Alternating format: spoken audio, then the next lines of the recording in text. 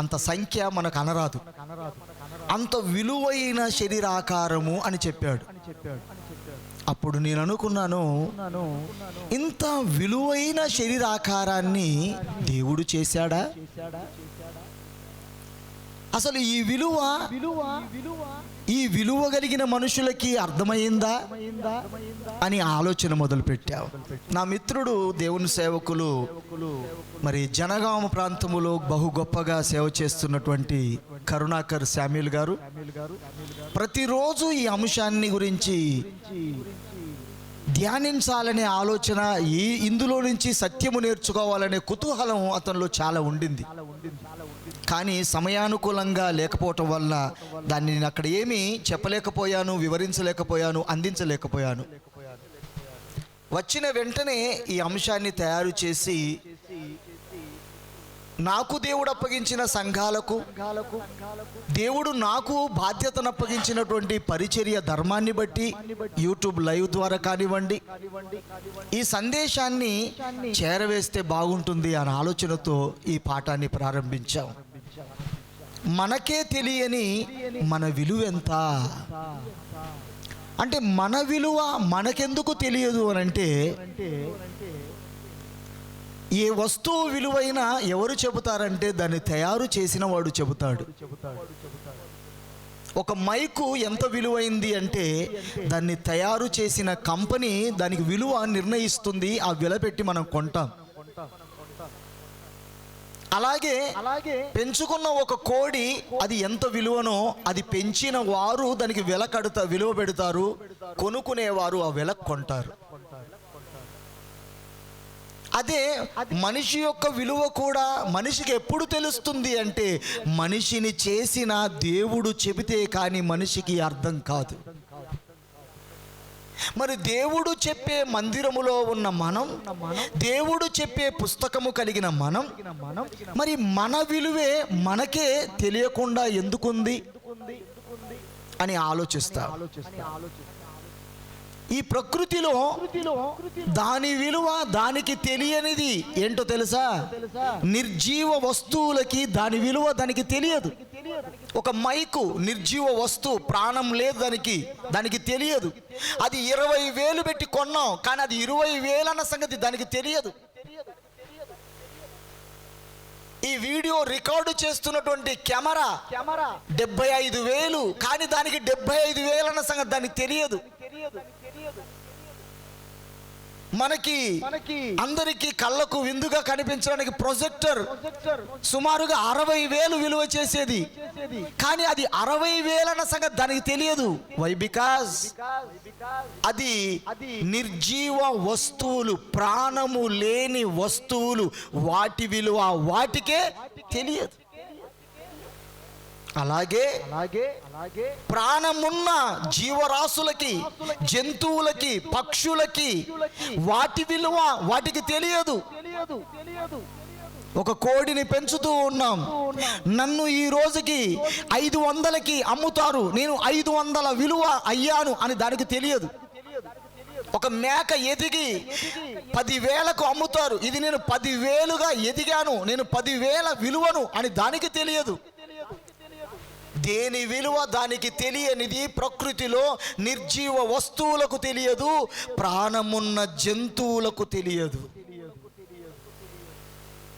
ఈరోజు మనిషి కూడా తన విలువెంతో తనకు తెలియకుండా బ్రతుకుతున్నాడంటే, అయితే నిర్జీవ వస్తువు అయినా ఉండాలి, లేక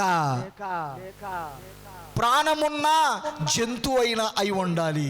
అందుకే మనిషిగా బ్రతకలేని వాడు, మనుషుడుగా బ్రతకని వాడు ఒక జంతువుగా, ఒక పశువులుగా, జ్ఞానము లేని వారుగా ఎందుకు బ్రతుకుతున్నారంటే వారి విలువ వారికి తెలియదు అన్నమాట. ఒక నిర్జీవ వస్తువులుగా ఎందుకు మొరుటుబారి ఎక్కడ పెడితే అక్కడ ఏది చేస్తే అలా ఆలోచించని విధానంగా ఉంటున్నారు అనంటే వారి విలువ తెలియని ఒక నిర్జీవ వస్తువు అయి ఉంటారన్నమాట.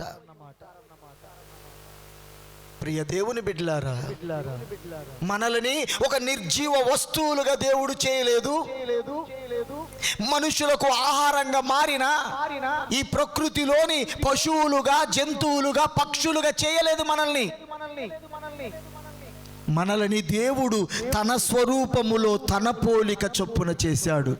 ఆదికాండము 1వ అధ్యాయము 27వ వచనం చూడండి. ఆదికాండము 1వ అధ్యాయము 27వ వచనం. దేవుడు అన్నీ చేశాడు, ప్రాణమున్న వాటిని చేశాడు, వృక్షాలను మొలిపించాడు, వాటన్నిటిని కలిగించి ఈ ప్రకృతిలో ఎంతో విలువైన వాటిని, వెలకట్టలేని వాటిని ఆయన కలిగించాడు.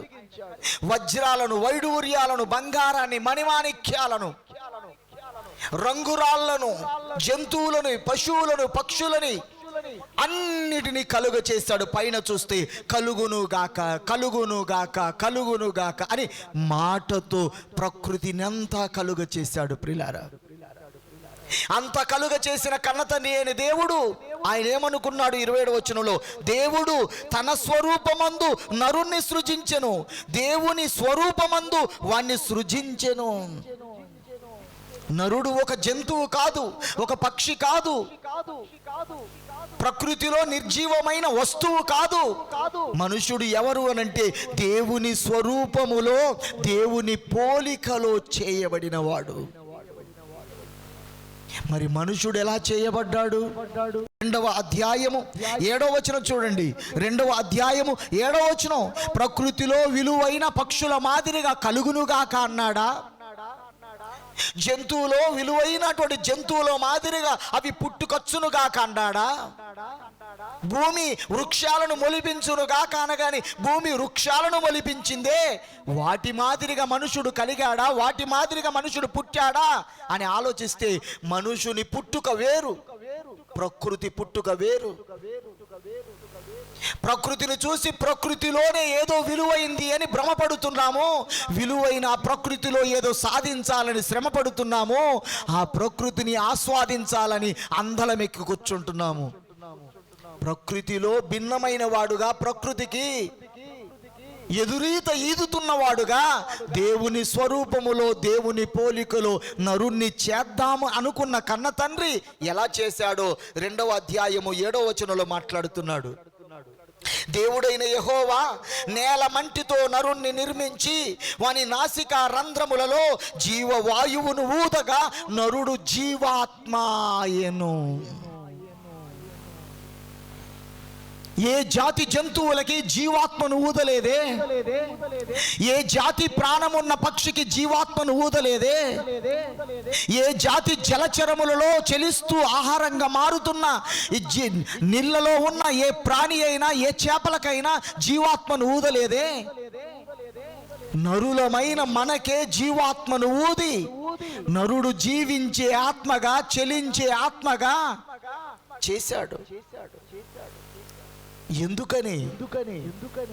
ఎంత విలువైన వాడు అని ఆలోచిస్తే దేవుని చేతులతో చేయబడినంత విలువైన వారుగా కనబడుతున్నాం. యోబు గ్రంథము 10వ అధ్యాయము 8వ వచనం చదివితే, ఇదిగో ఆదిలో ఆదామును చేతితో తీసుకొని నేల మట్టితో ఏ విధంగా నరుణ్ణి నిర్మించి జీవ ఆవిను ఊదాడో అచ్చం అదే విధంగా ఇదిగో చూడండి, ఇప్పుడున్న మనుషుల గురించి, ఇప్పుడు నిర్మించబడుతున్న మనుషుల గురించి యోబు భక్తుడు చెబుతున్న మాట 10వ అధ్యాయము 8వ వచనం, నీ హస్తములు నాకు అవయవ నిర్మాణమును చేసి. ఆదాముకు అవయవ నిర్మాణాన్ని ఎవరు చేశారు? ఇదిగో దేవుడే నేల మంటికి చేశాడు కదా. ఆదామును నేల మంటితో చేసిన ఆ తండ్రి అయిన దేవుడే, ఆ కన్న తండ్రి అయిన దేవుడే ఇదిగో తల్లి గర్భం అనే కార్ఖానాలో 9 నెలలు తల్లి గర్భం అనే కార్ఖానాలో భక్తులు అంటున్నాడు, నీవే అవయవ నిర్మాణమును చేశావు. ఆదాముకు నేల మంటితో చేసినట్లుగా నాకు తల్లి గర్భములో అవయవాన్ని పుట్టించావు. ఎలా పుట్టించావు?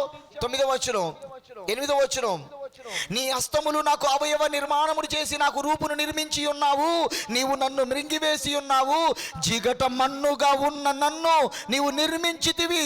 ఈ సంగతి జ్ఞాపకము చేసుకొనుము. నీవు నన్ను మరలా మన్నుగా చేయుదువా? 10వ వచనం. ఒకడు పాలు పోసినట్లుగా నీవు నన్ను పోసితివి కదా. పాలు పోసినట్లుగా.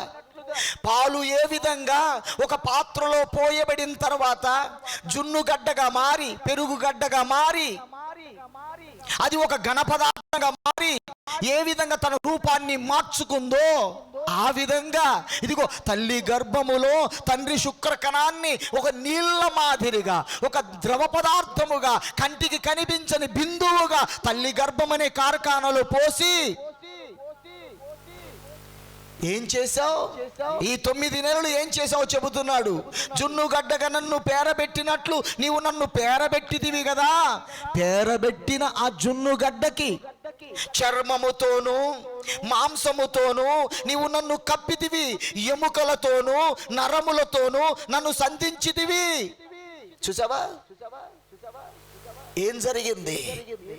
ఆనాడు నేలమంటితో ఎలా చేతులతో ఒక ఆకారాన్ని చేశాడో, ఆదాముకి ఇలా చేతులు ఉండాలని చేతులు చేశాడు, కళ్ళు ఉండాలని కళ్ళు చేశాడు, ఇలా కాళ్ళు ఇంత ఉండాలని కాళ్ళు చేశాడు.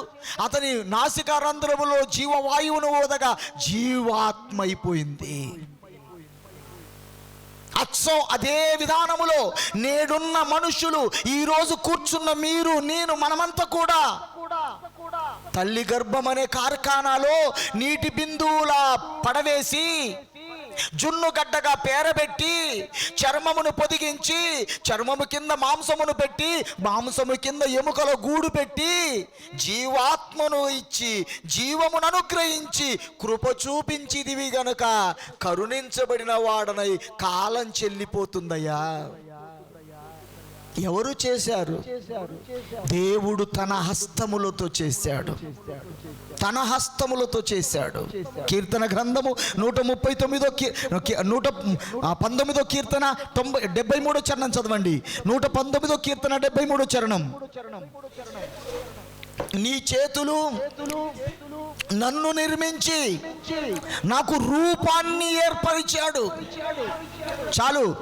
నీ చేతులు దేవా, నీ చేతులు నాకు రూపమును ఏర్పరిచి నన్ను నిర్మించి నాకు ఒక రూపాన్ని ఇచ్చావు.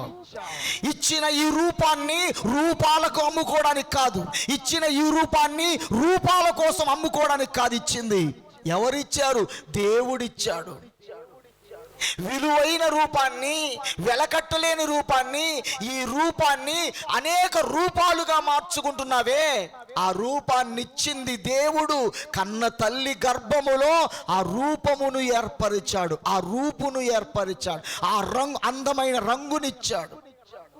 నీ ముఖానికి సరిపోయిన ముక్కును చేశాడు, నీ ముఖములో సరిపోయిన కళ్ళను చేశాడు. నువ్వు ఎలా ఉంటే బాగుంటుందని ఆయన చేయగా నువ్విలా ఉన్నావు, ఆయన చేయగా నువ్విలా ఉన్నావు. నీ తల్లి గాని నీ తండ్రి గాని ఆ రూపాన్ని చెయ్యలేదు ప్రియులారా. అందుకే యోహాను సువార్త 1వ అధ్యాయములో ఆయన అంటాడు, ఇది తల్లి వలన గాని తండ్రి వలన గాని కలిగింది కాదు, రక్తం వలనైనను మాంసం వలనైనా కలిగింది కాదు, దేవుడే ఏర్పరిచాడు. ప్లాస్టిక్ సర్జరీ అయినప్పుడు నీ కొడుకు ఏమైనా నీ చర్మం ఇస్తే అతుకుద్దు అనుకుంటున్నావా? నీ బిడ్డకి రక్తం తక్కువైందని ఒక తల్లిగా నీ రక్తాన్ని ఎక్కిస్తారనుకుంటున్నావా? నిమిషంలో చచ్చిపోతారు. నీకున్న రక్తం నీ బిడ్డకు లేదు, నీకున్న రక్తం నీ కొడుకు లేదు. ఎందుకో తెలుసా? నువ్వు పుట్టించానని, నా రక్తం పంచుకొని పుట్టానని ఎగ చెప్పుకుంటావు అనుకున్న కన్న తండ్రి తల్లి రక్తాన్ని, తండ్రి రక్తాన్ని బిడ్డలకి, పిల్లలకి ఇవ్వక ప్లస్ మైనస్ పెట్టి గ్రూపులు మార్చేశాడండి. గ్రూపులు మార్చేశాడు. ఎందుకు? ఈ రూపం వెనుక రూపుదిద్దిన వాడు కన్న తండ్రి అని కాళ్ళు పట్టుకొని మొక్కాలన్న ఆలోచనతో. నాదేమీ లేదు, నా వల్ల ఏం కాలేదు, దేవుడే చేశాడని ఆయన దయ కోసమై ఈ దరిద్రములో ఆయనకు మొక్కాలన్న ఆలోచనతో ఆయన అలా చేశాడు. ఎవరు చేస్తే ఇలా కూర్చున్నావు, ఎవరు చేస్తే ఇలా నవ్వుతున్నావు, ఎవరు చేస్తే ఈ విధంగా నడుస్తున్నావు అని ఆలోచిస్తే దేవుడు చేశాడు. ఎంత విలువైన వాడు ఆలోచించు. ఈ ప్రకృతిలో ఎవరికి లేనంత విలువ, దేనికి లేనంత విలువ, ఏ కోటాను కోట్ల వజ్రాలకు లేనంత విలువ నీకుంది. కోటి రూపాయల వజ్రాన్ని చేయిలతో చేయలేదు. లక్షల విలువ చేసే జంతువుల లాగా నిన్ను చేయలేదు. నిన్ను హస్తాలతో చేశాడు. కలుగుమంటే కలిగిన వాడు కాదు.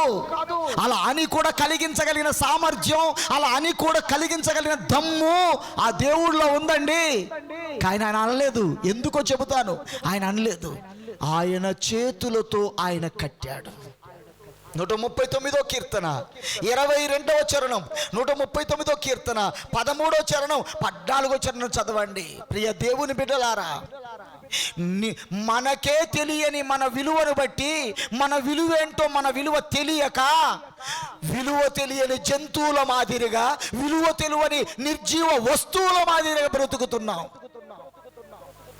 అలా బ్రతుకు జీవితాన్ని మార్చుకున్న వాడిగా విలువ నెరిగి బ్రతకాలని, విలువ నెరిగి బ్రతుకు ముగించాలని ఇదిగో పరిశుద్ధ గ్రంథములో దేవుడు నేర్పించిన సంగతులను దైవ మందిరములో మీకు చెప్పడానికి నిలబెట్టాడు దేవుడు. చదవండి దయచేసి.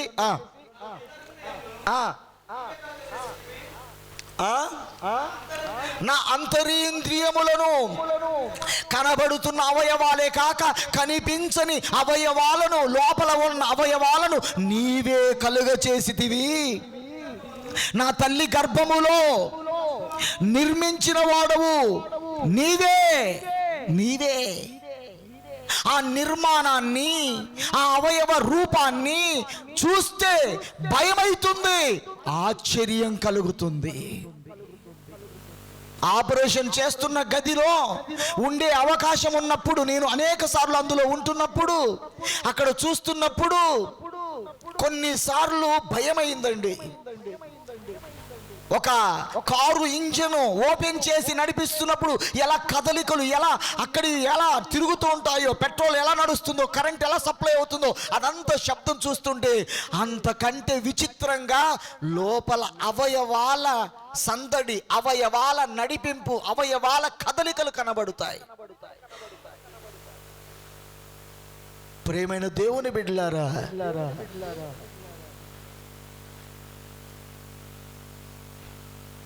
నీ విలువ తెలుసుకోవడానికి ఈ మాత్రం ఆసక్తి లేకపోతే, ఇంత విలువగా సృష్టించిన కన్న తండ్రి బ్రతికిస్తున్నాడని భ్రమపడితే పొరబడిపోతావు. కొంపలు మునిగిపోవు కాసేపు ఆగి వినిపోతే. మన కథనే మనం చెప్పుకుంటున్నప్పుడు వినకపోతే ఇతరుల కథ వినడానికి వెళ్తావా? ప్రియమైన దేవుని బిడ్డలారా, చాలా కష్టపడగా ఆ కన్న తండ్రి చూపించిన సంగతులు మాట్లాడుతున్నాను. ఎంత విలువైన వాడివంటే ఆయన చేతులతో చేయబడినంత విలువ ఆయన చేశాడు.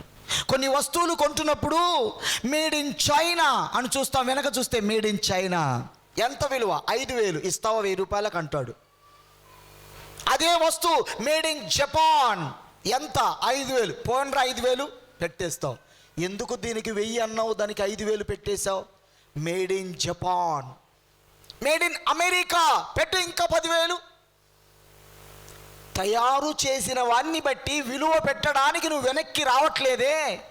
నిన్ను తయారు చేసిన వాడికి ప్రత్యామ్నాయంగా డూప్లికేట్ తయారు చేసేవాడు మరొకడు లేడు గనక ఏకైక దేవుడు, ఒక్కడే దేవుడు, మనిషి నిర్మాణాన్ని చేసిన వాడు, చేస్తున్నవాడు. అది ఎంత విలువైంది ఉంటుందో ఆలోచించండి. ఆయనే చేశాడు. అది ఆలోచిస్తున్నాం. దయచేసి మరొక వచనాన్ని చదవండి. యెషయా గ్రంథము 44వ అధ్యాయము 2వ వచనం. 44వ అధ్యాయము 2వ వచనం. ఎంత విలువైన వాడివో చూడండి. యెషయా గ్రంథము 44వ అధ్యాయము 2వ వచనం. 24వ వచనం, 2:24 వచనం. నిన్ను సృష్టించి గర్భములో నిన్ను నిర్మించి నీకు సహాయము చేయువాడనైనా యెహోవా ఇలాగు సెలవిచ్చుచున్నాడు. 24వ వచనం. నిన్ను సృష్టించి గర్భములో నిన్ను నిర్మించి నీకు సహాయము చేయువాడు, సహాయము చేస్తున్నవాడు ఇలాగు సెలవిస్తున్నాడు. అంటే నాకు అక్కడ కావాల్సిందేంటి? ఆయనే గర్భములు సృష్టించిన వాడు అని మీకు చెప్పాలనుకున్నాను. చదవండి 24వ వచనం. గర్భము నుండి నిన్ను నిర్మించిన నీ విమోచకుడకు యెహోవా. గర్భములో నిర్మించింది యెహోవాయే, దేవుడే నిన్ను నిర్మించాడు. ఇక్కడ నేను ఆపేస్తాను. అనగా మన నిర్మాణం వెనుక ఎవరు చేశారు? మేడ్ ఇన్ ఎవరు తయారు చేశారు అని ఆలోచిస్తే దేవుడే. ప్రత్యామ్నాయము లేదు. ఈ సృష్టిలో ఎవరైనా నేను పుట్టించాను, నేను చేశాను, నేను తయారు చేశాను అన్న నాదుడు, అన్న దేవుడు, అన్న మహానుభావుడు ఎవరు ప్రకృతిలో లేరండి. ఏ శాస్త్రము చెప్పలేదు, ఏ గ్రంథము చెప్పలేదు. ఆ మాట చెప్పింది పరిశుద్ధ గ్రంథమైన బైబిల్. ఒకటే చెప్పింది, మనిషిని పుట్టించింది నేనే, మనిషికి రూపాన్ని ఏర్పరుస్తుంది నేనే, మనిషిని ఇలా తయారు చేశాను, ఇలా చేశాను, ఇన్ని ఎముకలు పెట్టి చేశాను, ఇన్ని అవయవాలు పెట్టి చేశాను అని శాస్త్రానికి చేయూతనిచ్చిన గ్రంథం బైబిల్ ఒక్కటే. వైద్య శాస్త్రానికి చెయ్యి కలిపిన గ్రంథం బైబిల్ ఒక్కటే. ప్రియమైన దేవుని బిడ్డలారా, దేవుడు చేశాడు. దేవుడు చేయగా నువ్వు కనబడుతున్నావు. ఇక్కడ ప్రశ్న, ఎందుకు దేవుడు చేశాడు? దేవుడే తన చేతులతో ఎందుకు చేశాడు? తనే ఎందుకు చేశాడు అని ఆలోచిస్తున్నప్పుడు 1 కొరింథీయులకు రాసిన పత్రిక 6వ అధ్యాయము 10వ వచనం. నీ విలువ ఎంత అంటే, మొదటిదిగా ప్రకృతికి లేనంత గొప్ప విలువ నీకే ఉంది. నిన్ను ఒక తరాజులో తూగితే ప్రకృతిని అంతా, దేవుడు చేసిన దాన్నంతటిని, దేవుడు కలిగించిన దానంతటిని మరోవైపు పెడితే దేవుడు జోకగా మనిషే గొప్పవాడుగా దేవుడు చూస్తున్నాడు. మనిషినే గొప్పగా ప్రేమించాడు. మనిషి కోసమే దేవుడు గొప్పగా శ్రమ తీసుకున్నాడు. మనిషిని తన హస్తాలతో తయారు చేశాడు. మొదటి పాయింట్లో ఈ ప్రకృతి అంతటి కంటే మనిషి గొప్పవాడు. నెంబర్ 2, ఎందుకని? 1 కొరింథీయుల రాసిన పత్రిక 6వ అధ్యాయం 19వ వచనం. ఎందుకని అలా చేశాడు దేవుడు? 6వ అధ్యాయం 19వ వచనం. ఏ దేహాన్ని గురించి ఇప్పటిదాకా మాట్లాడుకున్నామో, ఏ అవయములు కలిగిన ఏ మనిషి ఆకారాన్ని గురించి ఇప్పటిదాకా మాట్లాడుకున్నామో, అది దేవుడు నీకు ఇచ్చాడు.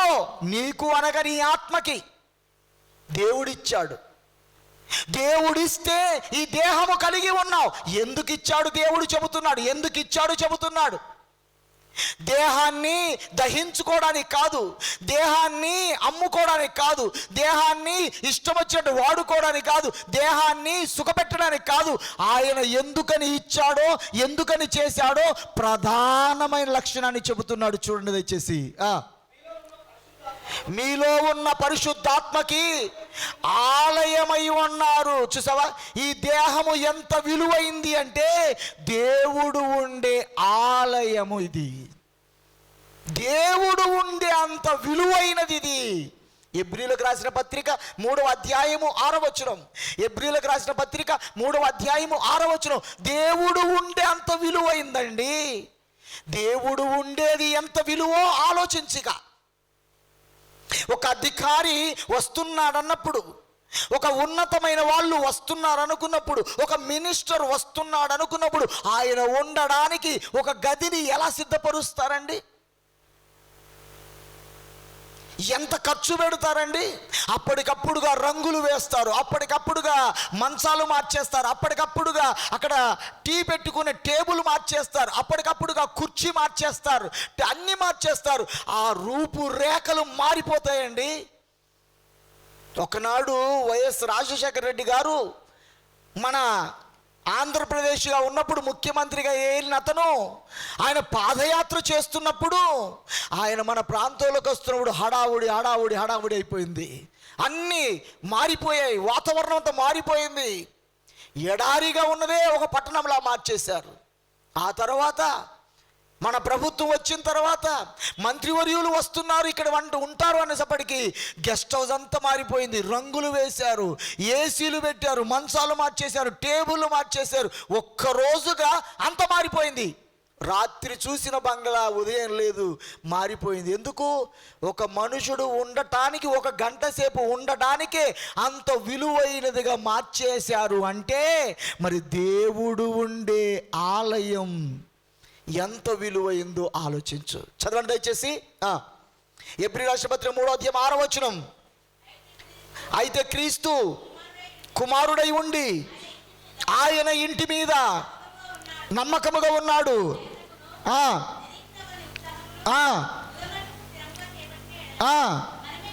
మనమే ఆయన ఇల్లు.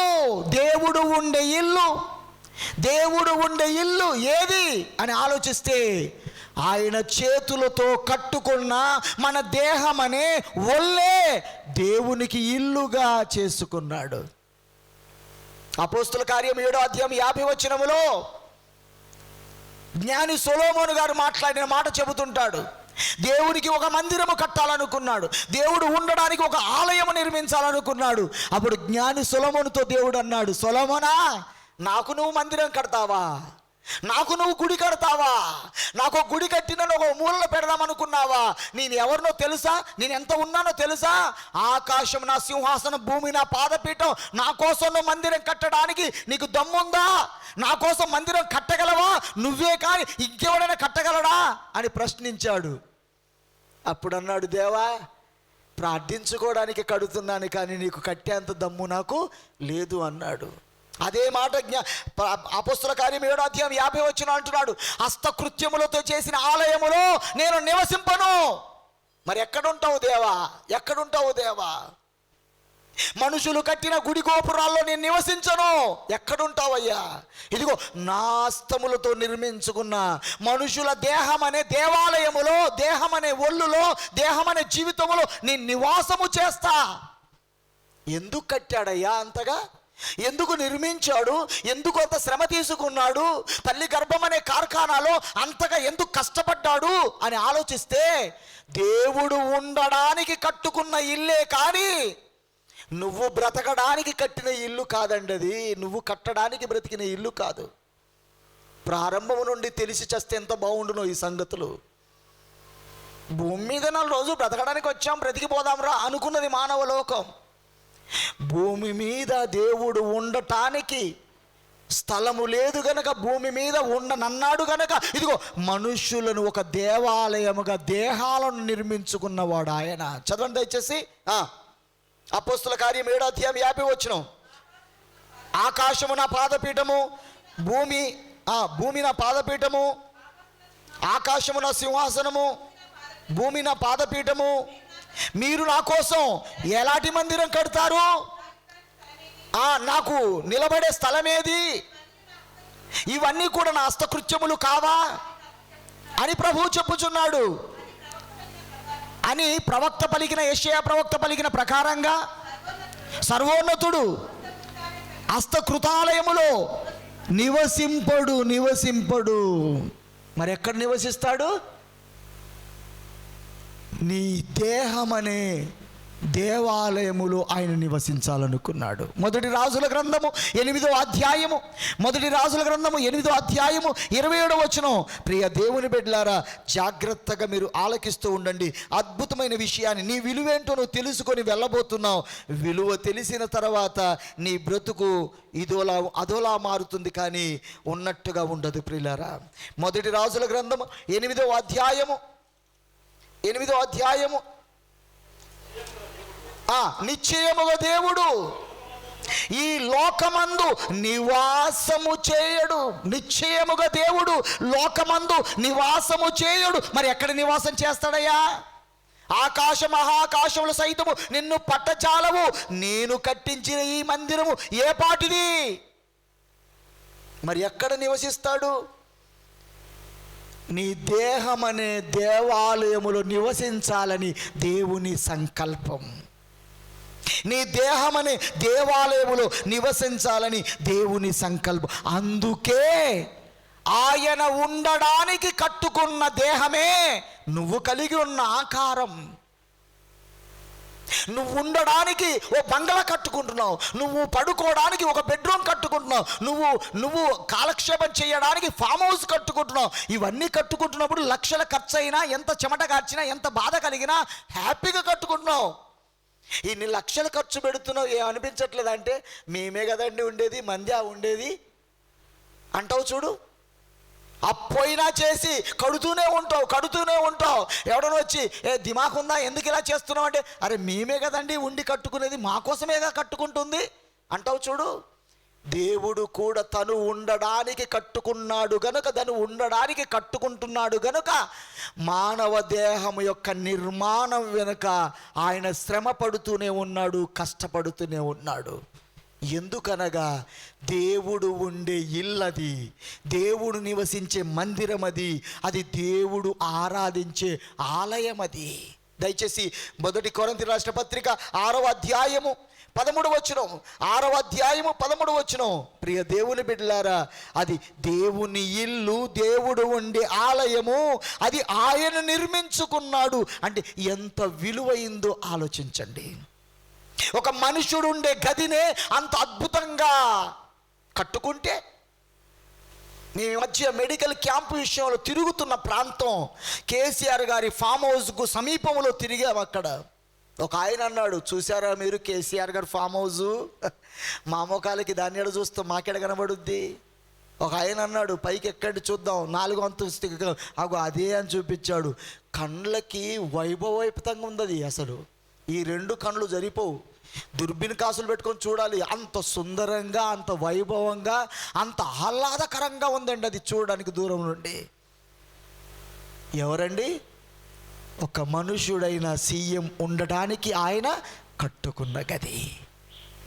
ఒక మనుష్యుడే అంత సుందరంగా, అంత విలువైనదిగా కట్టుకుంటే, అమెరికా ప్రెసిడెంట్ గారు ఉండడానికి వైట్ హౌస్ ఉంటుంది. అది మామూలుగా అది ఊహించనలది కాదు, అంత అద్భుతంగా ఉంటుందట.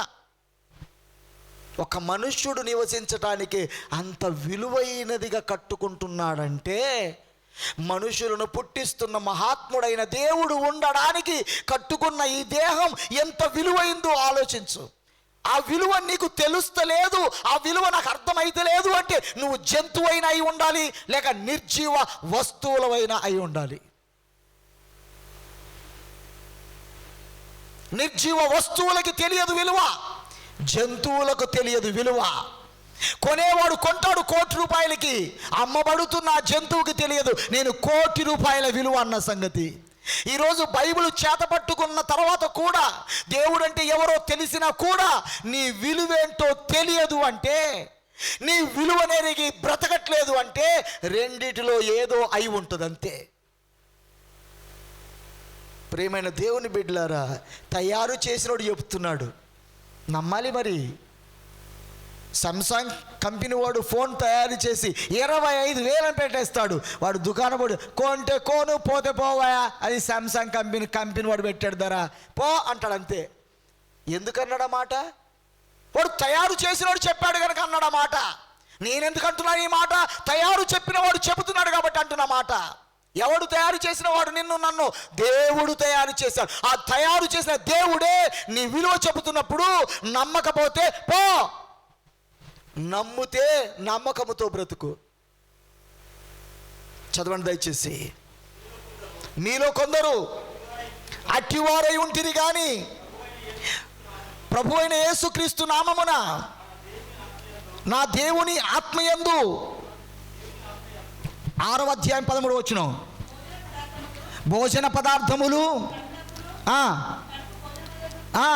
భోజన పదార్థాలు కడుపు కోసము పుట్టాయి.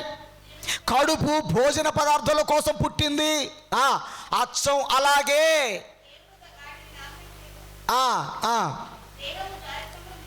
దేహము పాపము చేయుట కొరకై, జారత్వం చేయుట కొరకై పుట్టింది కాదు. ఒక్క నిమిషం. దేహము, నీకున్న అందమైన అవయవాలు జారత్వములో పడడానికి కాదు. మనకున్న అవయవాలు ఉద్రేకపూరితానికి లోనై ఉరుకులాటుతో ఊగిపోవడానికి కాదు. ఆ దేహము పుట్టింది దేనికి? ప్రభు నిమిత్తమే. ప్రభు నిమిత్తమే దేహము పుట్టింది, ప్రభు నిమిత్తమే. దేహము చేసింది ప్రభు నిమిత్తమే. ఎందుకు? ప్రభు అందులో ఉండాలనుకున్నాడు గనుక, ప్రభు అందులో నివసించాలి అనుకున్నాడు గనుక, ప్రభు అందులో దేవాలయంగా చేసుకోవాలనుకున్నాడు గనుక ప్రభు నిమిత్తమే దేహము చేయబడింది. దేహము ప్రభు కోసమే చేయబడింది. ప్రభు ఈ దేహములో ఉండుట కొరకే చేయబడ్డాడు. ప్రియ దేవుని బిడ్డలారా, దేహము దేశదిమ్మరులుగా బ్రతకడానికి ఇవ్వలేదని, దేహము జారత్వానికి అమ్ముకోవడానికి ఇవ్వలేదని ఇదిగో పరిశుద్ధ గ్రంథము నేర్పిస్తే అర్థమైంది, కానీ మనుషులు చెబితే అర్థం కాలేదు ప్రియులారా. అందుకే అంత విలువైనదిగా, దేవుడు ఉండే అంత విలువైనదిగా, దేవుడు నివసించే అంత విలువైనదిగా ఈ దేహాన్ని చేశాడండి. మంత్రి గారు అలా వెళ్తుంటే ఇలా పిలిచి ఛాయ్ తాగిపిద్దాం అన్నాం అనుకో, ఏమన్నా నీకు దిమాకు ఉందా? మనిషివేనా అసలు? ఛాయ్ తాగిపిస్తావా? ఏమనుకుంటున్నావు ఆయన అసలు? ఏమనుకుంటున్నావు ఆయన అసలు? ఆయన అక్కడికి వచ్చి తాగాలంటే ఆ స్థలం పరలోకం అయిపోద్ది. ఆ మాత్రం ఆ గంట సేపటికి ఆ వాతావరణం మారిపోద్ది, ఆ కుర్చీ మారిపోద్ది, ఆ టేస్ట్ మారిపోద్ది, ఆ వంట పాత్రలు మారిపోతాయి, అన్నీ కొత్తే. ఒక మనిషి నివసించటానికే స్థలం అంత మారిపోతే మరి దేవుడు నివసించే మందిరం ఎంత గొప్పదో ఆలోచించండి. నీ విలువ ఎంత? ప్రకృతిలో దేనికి లేనంత విలువ. నీ విలువ ఎంత? ప్రకృతిలో దేనికి లేనంత విలువ. ఎందుకనగా దేవుడు ఉండడానికి కట్టుకున్నాడు గనుక, దేవుడు ఉండడానికి నిర్మించుకున్నాడు గనుక. ఇక దేవుడు ఉండే ఆలయము దేవాలయమని, దేవుడు ఉండేది దేహమని, దేవుడు ఉండడానికే కట్టుకున్నాడని ఈ మనుషులకు అర్థం కాకముందే, ఆది మానవుడైన ఆదాముకు అర్థం కాకముందే, తనకు సాటి అయిన సహాయకురాలికి ఇచ్చిన అవ్వకు అర్థం కాకముందే శత్రువు అయిన అపవాదికి అర్థమైపోయింది. ఏమని? ఓహో, నువ్వు ఉండడానికి దేహాన్ని కట్టుకున్నావా? ఈ దేహములో నువ్వు ఉంటావా? నేనేమో బయట తిరగాల, నువ్వేమో ఇండ్లు ఉంటావా? చూసుకుందాం అని ఆదిలోనే అంతలోనే దేవుడు కట్టుకున్న దేవాలయములోనికి, దేవుడు కట్టుకున్న దేవాలయం అనే దేహములోనికి దుష్టుడైన అపవాది వచ్చి తిష్ట వేసుకొని కూర్చున్నాడంతే. మొదట పాలుకు చేద్దాం అనుకున్నాడు. అవ్వ బాగున్నావా? ఏం చేస్తున్నావు? అంత మంచిగానే ఉన్నా. బాగున్నా. తింటున్నావా? అన్నీ మంచిగా ఉన్నాయా? అన్ని పండ్లు తింటున్నావా? తింటున్నా. మరి గీ పండు తింటున్నావా? ఏమైంది మరి? ఎందుకు తింటలేవు? కొంచెం సంభాషణ చేశాడు. కొంచెం సంభాషణ జరిగింది, చాటింగ్ జరిగింది, కొంచెం సంభాషణ జరిగింది. తిన్నావా? బాగున్నావా? గుడ్ నైట్, గుడ్ మార్నింగ్, బాగున్నావా? హాయ్ హాయ్ హాయ్ అన్నాడు. చూడు ఒకసారి పండు ఎట్లుందో. సూపర్గా ఉంది. అరే భలే ఉంది. మరి ఎందుకని తినద్దు అన్నాడు తెలుసా నీకు? మీరు దేవతలు అయిపోతారు, మీరు ఇట్లా అయిపోతారు అన్నాడు. అరే మేము దేవుళ్ళమే రే భయ్, అసలు మేము దేవుళ్ళం కావడం ఏంటి అని అనలే అవ్వ. కొంచెమంతా పాలుగు చేసింది, కౌలుకు తీసుకుంది, కాజేసింది అంతే. ఎప్పుడైతే తినాలనే కోరిక పుట్టించిందో, ఎప్పుడైతే అవ్వ ఆ పండును తిన్నదో, వెంటనే ఏదేని తోటలో నుండి తోయబడ్డ వాళ్ళై దేవుడి నిలయమైన దేవాలయములో దేహములో దేవుడు లేకుండా దయ్యము ఆలోచనతో ఆ దేహాల్లో కూర్చుండిపోయింది. 1 కొరింథీయులకు రాసిన పత్రిక, 2 కొరింథీయులకు రాసిన పత్రిక 11వ అధ్యాయము 14వ వచనం చూడండి. ఎంత విలువైన వాడివంటే దేవుడు ఉండే అంత విలువైన ఇండ్లు నీ దేహం. నీ దేహము దేవుని ఆలయం, దేవుడుండే ఆలయం. That much valuable. This value cannot count human being. ఎవ్వరు కూడా కౌంట్ చేయలేరు. $100 ట్రిలియన్ విలువ చేసే దేహాన్ని అంటున్నప్పుడు 100 ట్రిలియన్ కాదు, భూమి మీద మనుషుడు కాదు, పరలోకంలో దూతలు కాదు, ఎవడు కూడా లెక్క పెట్టలేడు ఇది ఎంత విలువైందో. ఎందుకో తెలుసా? ఏ దేవాలయంలో నేనుండా, ఏ కట్టడంలో నేనుండా, నువ్వు బంగారంతో కట్టిన నేనుండా, గుట్ట మీద కట్టిన నేనుండా, ఆకాశంలో కట్టిన నేనుండా, నేను మనిషి దేహంలోనే ఉంటా అన్నాడంటే, మనిషి దేహం, మనిషి శరీరం, మనిషి ఆకారం, మనిషి ఎంత విలువైన వాడంటే ఇక నువ్వే ఊహించుకోవాలి. చదవండి దయచేసి 2 కొరింథీ రాసిన పత్రిక 11 అధ్యాయం 14 వచనం. ఇది ఆశ్చర్యము కాదు. ఏది ఆశ్చర్యం కాదు?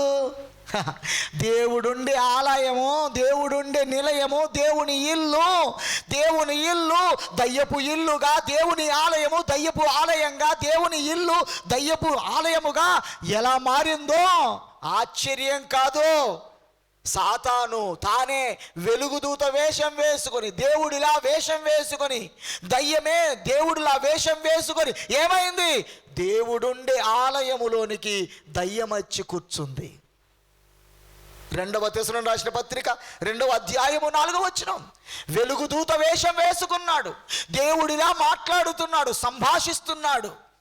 అవ్వ అంతలోనే తొందరపడేది కాదు. వచ్చుడే పండు తిను అంటే తినేది కాదు. పండు తినడానికి 12 మాట్లాడాల్సి వచ్చింది అక్కడ. ఈరోజు దేవుడు ఉండే ఆలయములో, దేవుడు ఉండే పరిశుద్ధమైన దేహం అనే ఆలయములో, దేవుడు ఉండవలసిన చోట, దేవుడు నివసించవలసిన చోట దయ్యం ఎందుకుంది, దయ్యం ఎందుకు వచ్చింది అని ఆలోచిస్తే, దేవుని ఆజ్ఞను అతిక్రమింపచేసి దేవుని ఆలయాన్ని దయ్యము కొనేసిందండి. దేవుని ఇంటిని దయ్యము కొనేసింది. చదువు నాయనా త్వరగా. ఏది దేవుడు అనబడునో, ఏది పూజింపబడునో దాని అంతటిని ఎదిరించుచు, దాని అంతటికి పైగా వాడే తన్ను తాను హెచ్చించుకొనుచు, తాను దేవుడునని కనుపరుచుకొనుచు దేవుని ఆలయములో కూర్చుండును. Where is the temple of God? Your flesh became temple of God. నీ దేహమే, నీ శరీర ఆకారమే దేవుని ఆలయం అని అనుకున్నప్పుడు, ఆ దేవుని ఆలయములో ఎవడు కూర్చున్నాడు అనంటే, వెలుగుదూత వేషం వేసుకున్న దయ్యము కూర్చుంది. దేవుడు అన్నాడు, ఇది నాది, నా ఇల్లు ఖాళీ చేయి, ఇది నా ఇల్లు ఖాళీ చేయి. అయితే నీ ఇల్లు కావచ్చు, ఇప్పుడు నా ఇల్లు. ఎలా చేసావు? ఇంత మోసం ఎలా చేసావు? మొదట పాలుకు చేసిన, తర్వాత కౌలుకు చేసిన, తర్వాత కాజేసిన. అంతే కదా? 5 ఏళ్ళు పాలుకు చేసిండు, 5 ఏళ్ళు కౌలుకు చేసిండు. ప్రభుత్వం దున్నినోంది భూమి అన్నది, పాస్బుక్ పుట్టింది. ఆయన వచ్చి నాదిరా భూమి అని పాస్బుక్ తీసి పొయ్యిలో పెట్టుకో, ఇది నాది అంటున్నా. అంతే. నీదైతే నీదే, మరి నాకు కావాలి కదా. నాకు అయితే ఇంకో దేహమి అన్నాడు. ఇంకో దేహమి. అప్పుడు తన సొంత కొడుకు, తన కుమారుడైన యేసుక్రీస్తును, ఆయన దేహాన్ని దయ్యానికి ఇచ్చేశాడు. ఇదిగో దేహం ఇస్తున్నా, తీసుకో.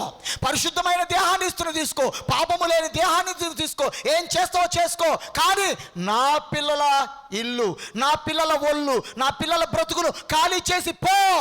నాకు కావాలి నా పిల్లల కోసం నా సొంత కొడుకుని నీకు ఇస్తున్నా అని ఇచ్చేశాడు. అప్పుడు ఏం చేశాడు చూడండి. ప్రకటన గ్రంథము 5వ అధ్యాయము 9వ వచనం. ప్రకటన గ్రంథము 5వ అధ్యాయము 9వ వచనం. 5వ అధ్యాయము 9వ వచనం. ప్రకటన గ్రంథము 5వ అధ్యాయము 9వ వచనం.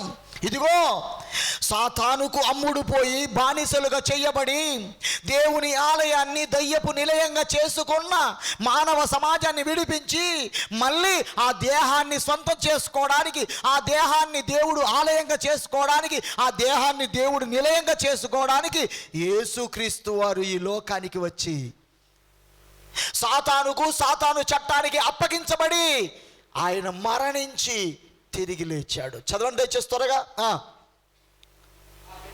ఆ పెద్దలు, నీవు ఆ గ్రంథమును తీసుకొని దాని ముద్రలు విప్పినప్పుడు యోగ్యుడవు, నీవు వధింపబడిన వాడవై నీ రక్తమిచ్చి ప్రతి వంశములోనూ ఆయా భాషలు మాట్లాడువారిలోనూ ప్రతి ప్రజలో నుండి ప్రతి జనములో నుండి దేవుని కోసం మనుష్యులను కొని, ఎందుకు దేవుని కోసం?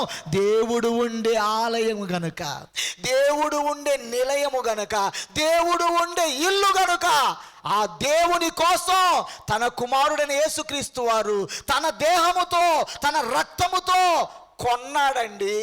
కొన్నాడు. అందుకే ఏమన్నాడు? 1 కొరింథీ రాసిన పత్రిక 6వ అధ్యాయము 20వ వచనం 19వ వచనానికి 20వ వచనానికి మధ్యలో ఇంత గ్యాప్ చరిత్ర ఉందండి, ఇంత గ్యాప్ చరిత్ర ఉంది.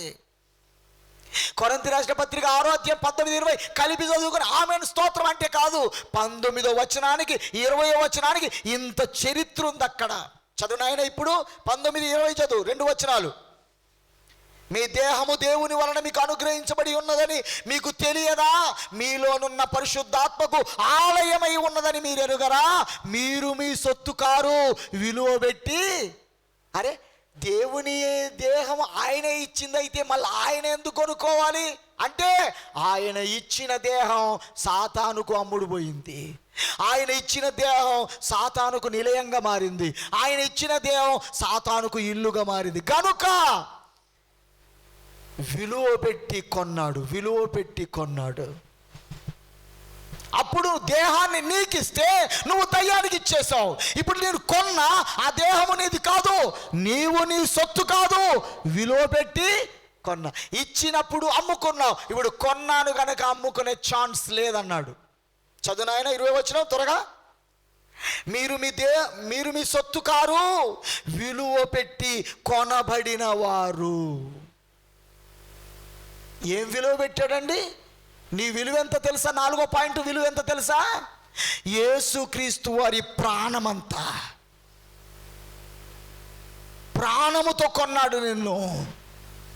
ఎవరైనా భూమి మీద ప్రాణముతో కొన్నవారు, ప్రాణమిచ్చి కన్నవారు, ప్రాణమిచ్చి సంపాదించిన వారు, కొనుక్కున్నవారు ప్రకృతిలో ఎవరైనా ఉన్నారా? చరిత్రలో ఎవరైనా ఉన్నారా? నలుగురిని చంపి 5వ వాడిగా వీడు చచ్చాడేమో,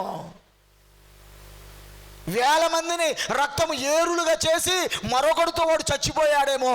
కానీ నా యేసు, నా దేవుడు, నా రక్షకుడు, నా ప్రభు, ఆయన సర్వమానవాళిని సాతాను యొక్క కబంధ హస్తాలలో నుంచి, సాతానుకు నిలయంగా చేసుకున్న మానవ దేహాలను విడిపించటానికి తన కుమారుడిని యేసుక్రీస్తు వారు ప్రాణమిచ్చి కొన్నాడండి. కొన్నాడు.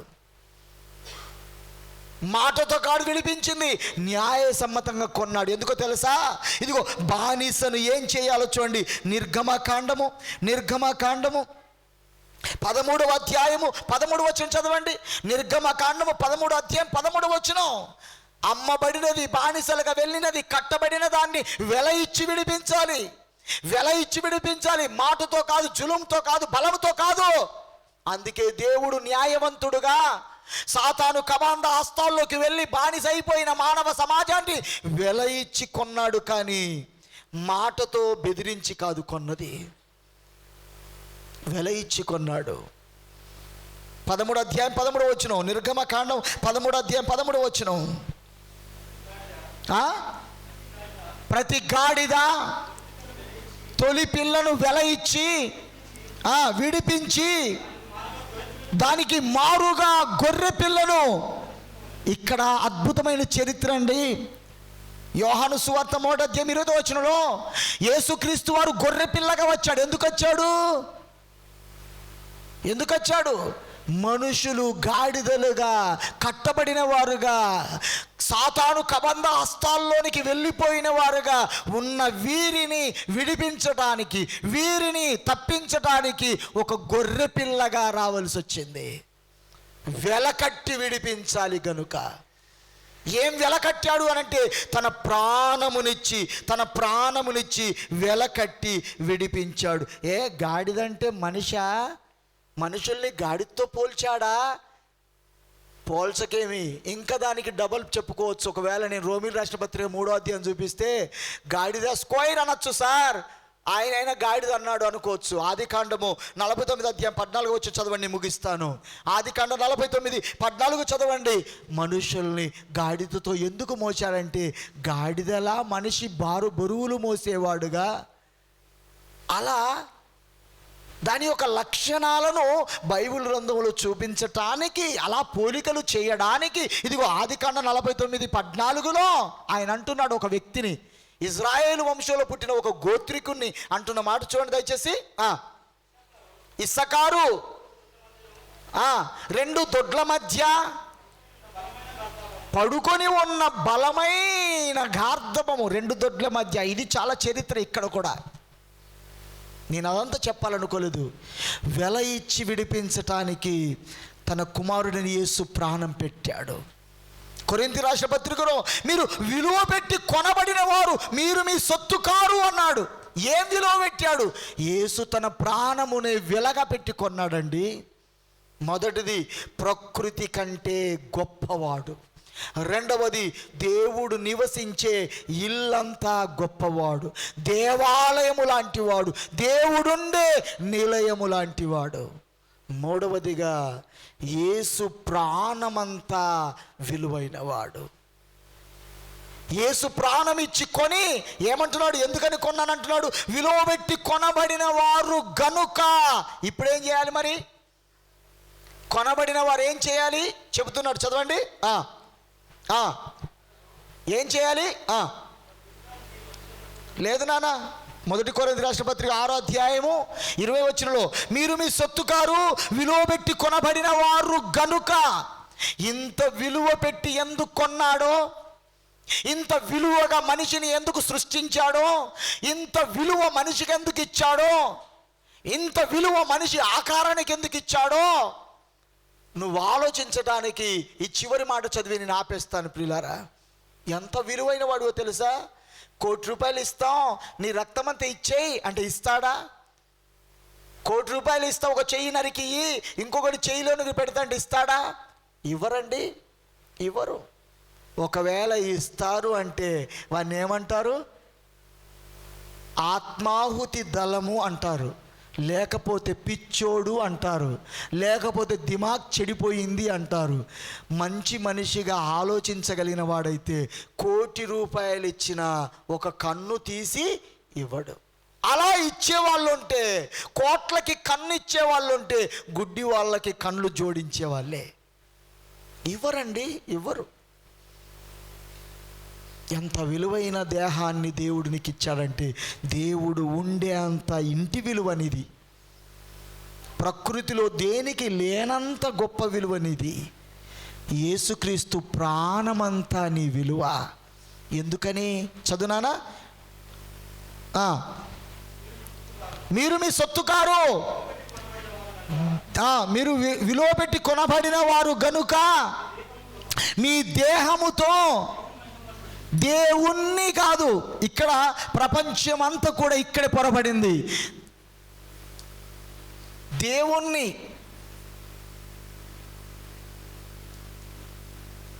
ఇది ఇక్కడ తేడా. ప్రపంచ మానవాళికి దుష్టుడు ఏం చేశాడంటే ఇది నేర్పించాడు. కానీ బైబిల్లో ఉన్నది ఏంటంటే దేవుని మహిమపరచండి. దేవుని మహిమపరచడం అనే పదానికి, దేవుణ్ణి మహిమపరచడం అనే పదానికి తూర్పుకు పడమరకు ఎంత వ్యత్యాసమో అంత వ్యత్యాసము కలిగించి ఆ భావాన్ని లేకుండా చేసి మనుషులుగా బ్రతకకుండా చేసిన ఖ్యాతి దయ్యానికి దక్కింది. ఈ వ్యత్యాసము ఏంటో నీకు తెలియాలి అంటే మరలా నువ్వైనా రావాలి, లేక యూట్యూబ్లో మహిమ అనగా ఏమి అనే అంశాన్ని 3 భాగాలు మాట్లాడు, ఆ 3 భాగాలైనా వినాలి. ప్రియమైన దేవుని బిడ్డలారా, ఇంత విలువైన వాడిగా ఎందుకున్నావంటే దేవుని మహిమపరచడానికి ఉన్నావు. నీ విలువెంత? ప్రకృతికి లేనంత. నీ విలువెంత? దేవుడు ఉండే ఇల్లంతా. నీ విలువెంత? క్రీస్తు మరణమంతా. ఇంత విలువైన జీవితాన్ని కలిగిన మనం విలువ తెలియక నిర్జీవ వస్తువుల్లా బ్రతికి, విలువ తెలియక జంతువుల్లా బ్రతికి, ఇదిగో నిత్యాగ్నిగుండములో కాలిపోయే కంటే విలువ తెలియని చెత్తగా మారిపోతే, విలువ తెలియని జంతువులుగా మారిపోతే, పనికి మాలిన వారుగా మారితే, చెత్త కుండిలో పడవేయబడినట్లుగా, ఇనుప సామానికి అమ్మబడినట్లుగా, స్టోర్ రూములో పడేసినట్లుగా, ఒకరోజు దేవుని స్టోర్ రూమ్ ఏదో తెలుసా? నిత్యాగ్నిగుండం అనే స్టోర్ రూమ్. దేవుని స్టోర్ రూమ్ ఏదో నీకు తెలుసా అనే 3 లోకాల మర్మాన్ని గురించి మాట్లాడుతున్నప్పుడు, దేవుని స్టోర్ రూమ్ నిత్యాగ్నిగుండం. అందులో ఆయనకు పనికిరాని చెత్తనంతా కూడా అక్కడే పడేస్తాడు. నీ విలువనెరిగి బ్రతుకుదాం. విలువనిచ్చిన కన్న తండ్రికి సల్యూట్ కొట్టి జీవితాన్ని ముగిస్తాం. అట్టి ఆధిక్యత దేవుడు మనకు అనుగ్రహించును గాక. అందరూ తల వంచి కళ్ళు మూసుకొని ప్రార్థన చేసుకుందాం. ప్రార్థన చేసుకుందాం. ఒక్కసారి మనసు విప్పో, హృదయాన్ని విప్పో, దేవుని వాక్యము దగ్గరికి చేరుకో. నిత్య జీవాన్ని ఇచ్చే వాక్యం దగ్గరికి చేరు. నీ దేహం ఎంత విలువైందో, నువ్వు ఎంత విలువైన వాడివో, విలువైన దానివో. ఇంత చెప్పినా కూడా చెత్తలా బ్రతుకుతానంటే, ఇంత చెప్పినా కూడా నిర్జీవ వస్తువుల్లా బ్రతుకుతానంటే, ఇంత చెప్పినా కూడా జంతువుల్లా బ్రతుకుతానంటే విలువ తెలియని వాడుగా ఉన్నావన్నమాట. విలువ తెలుసుకొని బ్రతుకుతున్న వాడవైతే, జ్ఞానము కలిగిన, జీవాత్మ కలిగిన దేవుని కుమారుడవు, దేవుని బిడ్డవు, దేవుని ఆలయానివి, దేవుని నిలయానివి, దేవుని మహిమపరిచేవాడివి. ఇకనైనా ఇప్పటికైనా నీ విలువనెరిగి బ్రతకలేవా? విలువనెరిగి బ్రతకగా విలువ లేని అగ్నిగుండములో కాలిపోతావా? మనసు మార్చుకోవడానికి గడియ చాలు. మనసు మార్చుకోవడానికి నీ బ్రతుకులో ఉన్న దుర్భిక్షం చాలు. బ్రతుకు మార్చుకోవడానికి నీ ఇంట్లో ఉన్న వాతావరణం చాలు. బ్రతుకు మార్చుకోవడానికి నీ ఒంట్లో ఉన్న పరిస్థితులు చాలు. ఎంతకాలం నిన్ను నువ్వు చూసుకుంటే కూడా మారగలవు. నువ్వు ఇతరులను చూసిన మారగలవు. నీవు నీ ఇంటిని చూసుకున్న మార్చుకోగలవు. నువ్వు నీ పిల్లల్ని చూసిన మారగలవు. నువ్వు నీ పొలాన్ని చూసిన మార్చుకోగలవు. ఒక్కసారి ఆలోచించు సోదరి సోదరుడా, ప్రియమైన దేవుని సంగమా, ఆలోచించు. నువ్వు ఇంత విలువైన వాడివైతే ఎందుకు విలలేని వాడిగా, విలువలేని వాడిగా కనబడుతున్నావో తెలుసా? నీ విలువ నీకు తెలియదు గనుక. విలువ తెలియని నిర్జీవ వస్తువులా బ్రతుకుతావో, విలువ తెలియని జంతువుల్లా బ్రతుకుతావో, ఒక్కసారి నిన్ను నీవే ఆలోచించుకొని, నిన్ను నీవే తీర్మానం చేసుకొని, విలువ తెలిసిన వాడుగా, దేవుని కుమారుడుగా బ్రతుకో.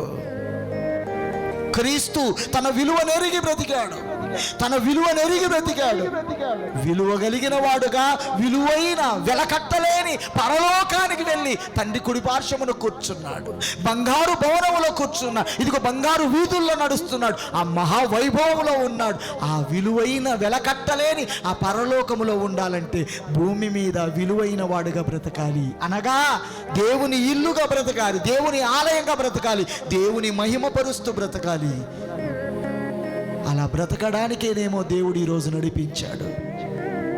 అలా బ్రతకడానికేనేమో మారు మనసునిచ్చి క్షమాపణ దయచేశాడు. అలా బ్రతకడానికేనేమో చావవలసిన సమయంలో చావకుండా బ్రతికించాడేమో.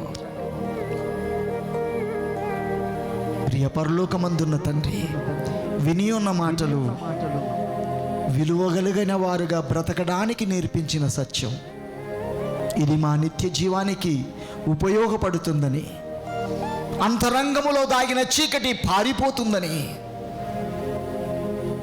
మా మనసులో దాగిన అజ్ఞానము దూరమవుతుంది అని, హృదయాలలో ఉన్న చీకటి తొలగిపోయి వెలుగు ప్రవేశిస్తుందని మేము ఆశిస్తున్నాము తండ్రి. పరిశుద్ధాత్మ సహాయముతో ప్రతి హృదయములో ఈ వాక్యము ఫలించునట్లుగా, ఈ మాటలు కార్యాభివృద్ధి చేసినట్లుగా మీరు కృప చూపించండి, కనికరించండి. దేవా మీకు స్తోత్రం. మార్చుకోవలసిన వాటి విషయంలో మార్చుకుంటున్నామయ్యా.